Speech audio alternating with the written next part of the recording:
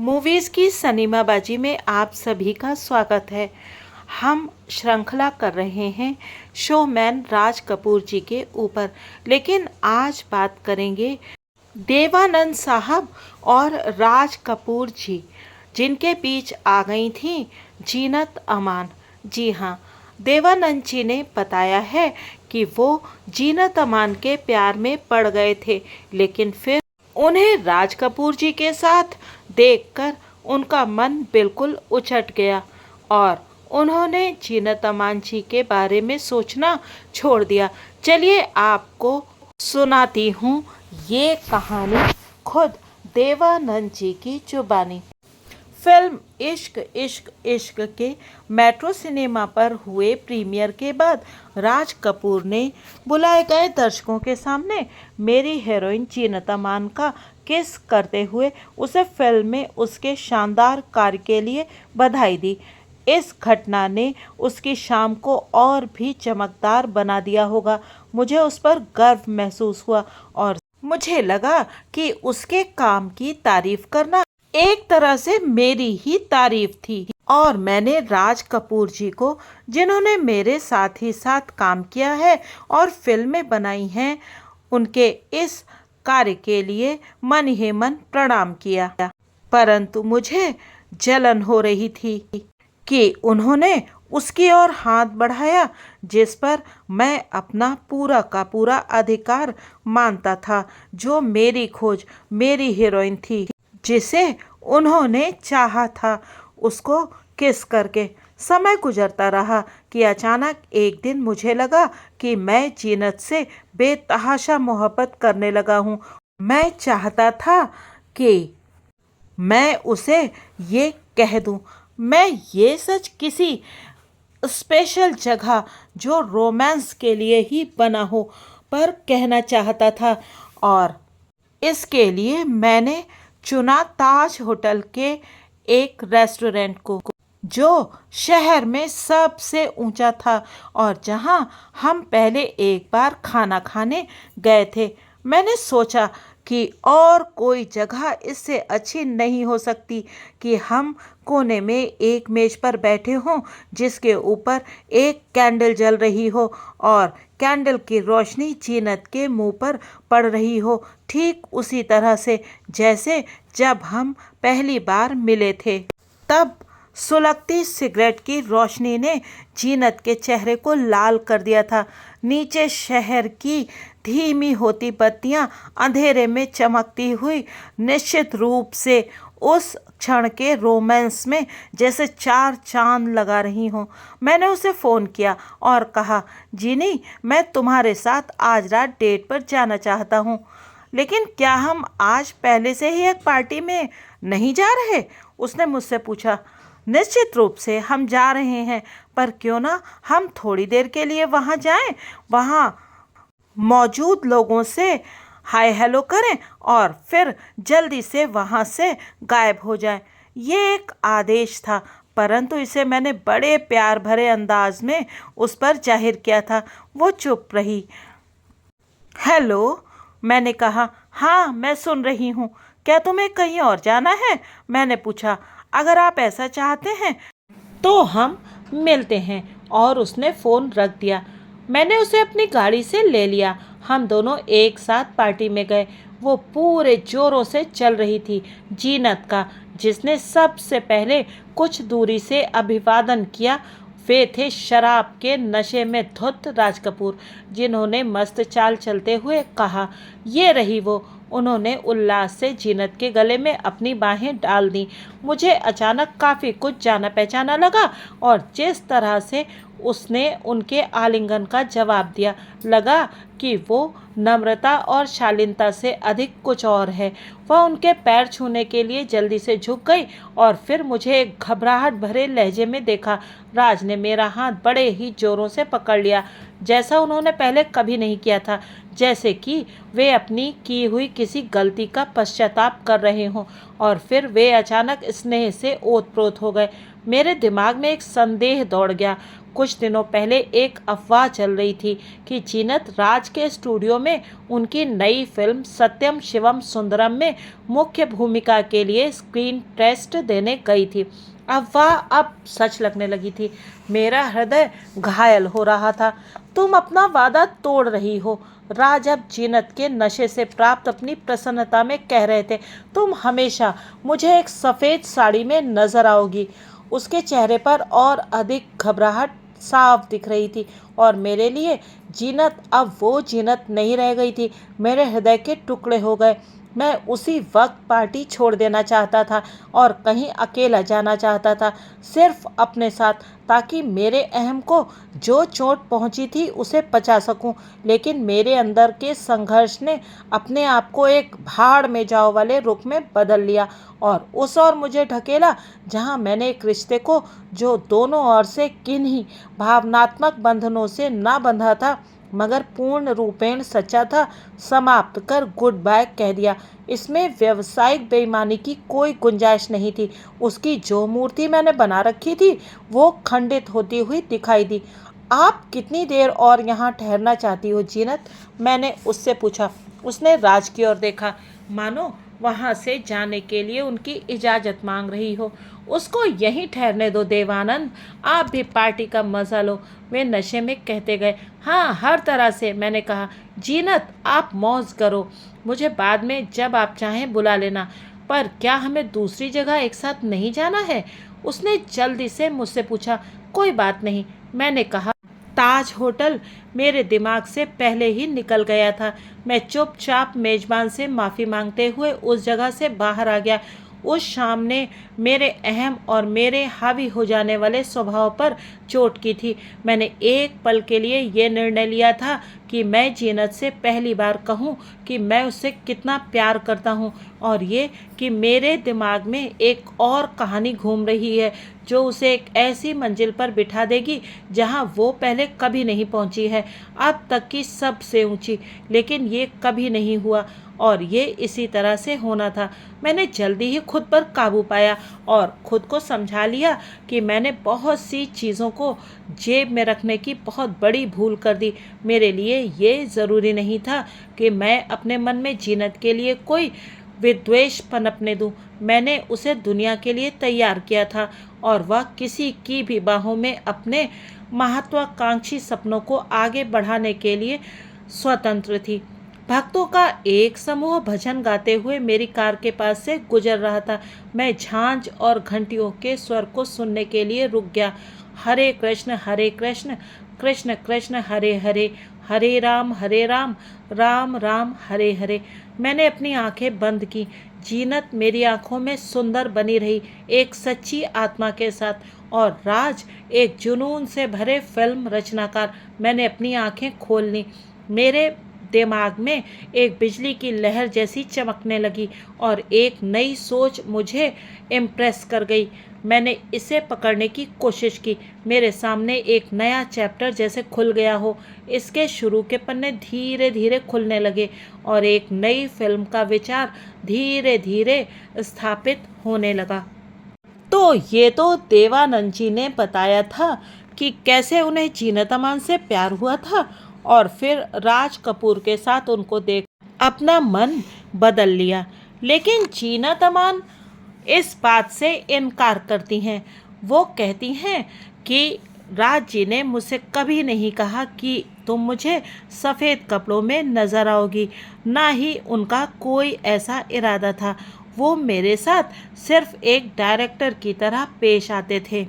अब सच क्या है ये तो वो तीनों लोग ही बता सकते हैं। लेकिन जीनत अमान, जो राज कपूर के साथ सत्यम शिवम सुंदरम में काम कर चुकी हैं, उन्होंने क्या बताया राज जी के साथ अपने काम करने के अनुभव के बारे में। जब भी राज कपूर एक नई फिल्म बनाते थे तो उसकी हीरोइन के बारे में बड़े अनुमान लगने शुरू हो जाते थे। फिल्म सत्यम शिवम सुंदरम के साथ भी ऐसा ही था। राज जी अभी एक लड़की की तलाश में थे। उन्होंने अपनी हीरोइन के बारे में जैसा सोचा था, मैं ठीक वैसे ही कपड़े पहने उनकी कॉटेज पर पहुंच गई। जब मैंने दरवाजे पर दस्तक दी और उन्होंने पूछा कि कौन है, मैंने जवाब दिया, आपकी होने वाली नायिका। मैं समझती हूँ कि उनकी फिल्म में काम करने के लिए मेरा समर्पण और निश्चय उनके दिल को छू गया। उन्होंने मेरा स्क्रीन टेस्ट लिया, जो अपने आप में एक अनुभव भी था। मुझे भूमिका मिल गई। मैंने स्वयं को संपूर्ण रूप से उनके हवाले कर दिया। मैं एक कुम्हार के हाथों में मिट्टी के लोंदे की तरह थी। हमें फिल्म को पूरा करने में 2 साल लगे। इसका काफ़ी भाग उनके पूना स्थित फार्म पर फिल्माया गया। हम सब वहाँ एक बड़े परिवार की तरह से थे। हम सब उनके घर पर रुके और हम सब साथ साथ खाना खाते थे और दिन भर हुई शूटिंग के बारे में चर्चा करते थे और रात में उनकी पुरानी फिल्में देखा करते थे। वो हर सुबह मेरे लिए ताज़ा फूल लाते थे। उन्होंने पूरे फार्म में मेरे विशाल चित्र लगवाए थे। मुझे लगता था जैसे पूरी दुनिया में एक मैं ही अकेली हीरोइन हूँ, लेकिन कैमरे के पीछे वो एक सख्त डायरेक्टर थे। वे किसी भी बात पर समझौता नहीं करते थे, चाहे मुझे बरसात में भीगना है या पत्थरों पर चलना है या फिर कटीली झाड़ियों और झाड़ झंकाड़ में डांस करना है, मुझे करना ही है। निश्चित तौर पर शॉट के बाद मेरे लिए एक गरम शॉल और ब्रांडी का एक चम्मच तैयार रहता था और वे ये निश्चित करते थे कि अगर मैं नंगे पांव झाड़ियों पर चलूं तो पहले कांटे हटाकर सारा रास्ता साफ किया जाए। ये राज जी का एक विशेष अंदाज था। वो अपनी सारी हीरोइंस का ध्यान इस तरह से रखते थे जैसे वो बहुत नाजुक और महत्वपूर्ण हों। और चलिए अब जानते हैं राज जी ने कैसे बनाई सत्यम शिवम सुंदरम और उन्होंने सत्यम शिवम सुंदरम के बारे में क्या बताया। सत्यम शिवम सुंदरम आई थी सन 1978 में। राज जी कहते हैं, मुझे फिल्म सत्यम शिवम सुंदरम बनाने की प्रेरणा लता मंगेशकर की आवाज़ से मिली थी। बहुत सालों पहले सन 1950 के दशक में वो हमारे साथ बैठती थी और अपने संगीत से हमें सुबह पौ फटने तक आनंदित करती थी। मैं अपनी आंखें बंद कर लेता था और तन्मया अवस्था में चला जाता था। इसमें आश्चर्य नहीं कि ईश्वर एक स्त्री को एक सुरीली आवाज़ और अन्यतम रूप दोनों एक साथ प्रदान नहीं करता। अगर ऐसा होता तो वो दुनिया का विनाश कर देती। मैं चाहता था एक साधारण सी दिखने वाली लड़की जिसकी आवाज़ सुंदर हो को लेकर एक फिल्म बनाऊं जो एक युवा और खूबसूरत पुरुष को प्रभावित कर देती है। मैंने लता जी से इस फिल्म में काम करने को कहा। उन्होंने पहले हामी भरी, परंतु बाद में उन्होंने मना कर दिया। सत्यम शिवम सुंदरम में मैं इसी फिलॉसफी का प्रतिपादन कर रहा था कि ये प्यार और विश्वास है जो एक रिश्ते को पवित्र बनाता है। औरत की सुंदरता तो केवल ऊपरी ही है। अगर आपको याद हो, ये फिल्म एक सड़क के किनारे पड़े पत्थर के सीन से शुरू होती है। फिर आप देखते हैं कि लोग उस पत्थर को फूलों और कुमकुम से सजा रहे हैं और वहाँ प्रार्थना कर रहे हैं। यह तब उनका भगवान बन जाता है। वो क्या है जो एक पत्थर को भगवान बना देता है? हमारा प्यार, हमारा विश्वास और पूजा। ये संदेश सब लोग न समझ सके और फिल्म फ्लॉप हो गई। आज के बच्चे शायद विश्वास ना करें, परंतु एक बार एक चमत्कार हुआ। इस नदी लोनी में मेरे फार्म के पास ने मेरी बहुत मदद की है। मैं फिल्म का क्लाइमैक्स फिल्मा रहा था जब पूरा गांव बाढ़ के पानी से जलमग्न हो गया। मेरा पूरा फार्म भी जलमग्न हो गया।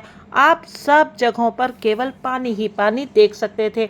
सौभाग्य से मेरे लोग कैमरा लेकर वहाँ मौजूद थे और वे जो भी फिल्मा सकते थे उन्होंने फिल्माया। मेरे सभी सेट, यहाँ तक कि मंदिर आदि और वे सब सेट थे जहाँ पर फिल्म में बाढ़ आनी थी, पानी में बह गए। ये हमारे लिए सौभाग्य की बात थी। तो ये नदी मेरे लिए सौभाग्यशाली रही। हम लोग नग्नता को देखकर विचलित हो उठते हैं। हमें अब बड़ा सोचना चाहिए।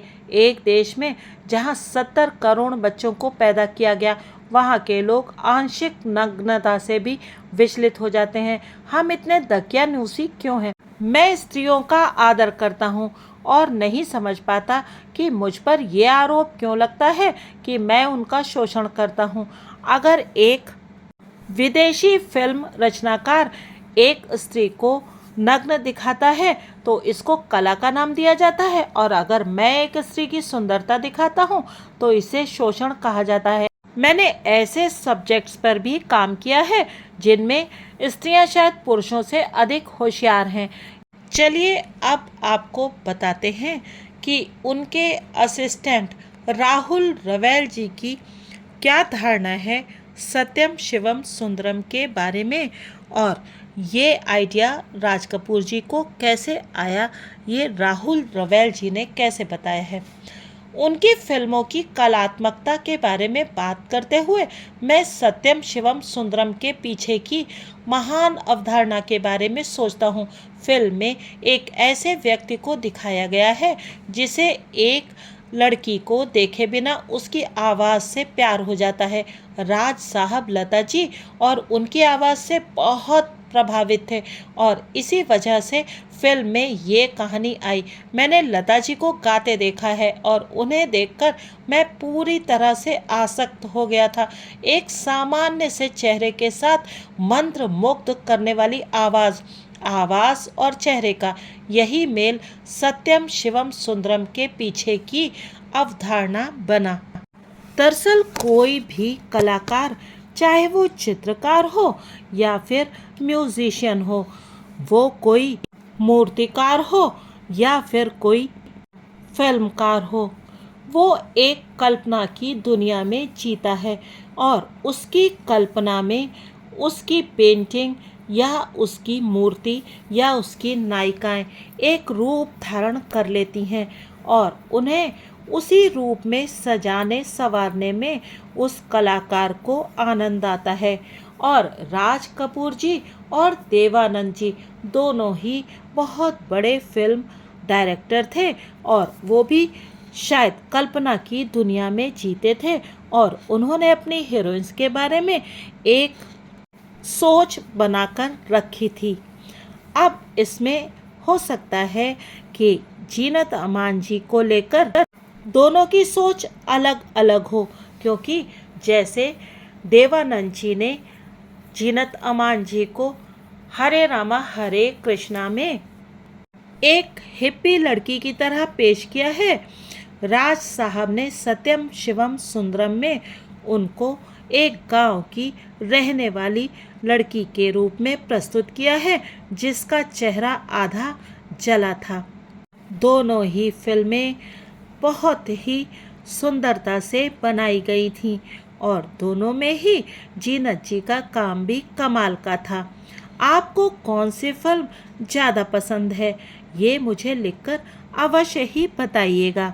इसी श्रृंखला के अगले भाग में जानेंगे राज जी की कुछ और फिल्मों के बारे में और उनके पीछे घटे दिलचस्प किस्सों के बारे में।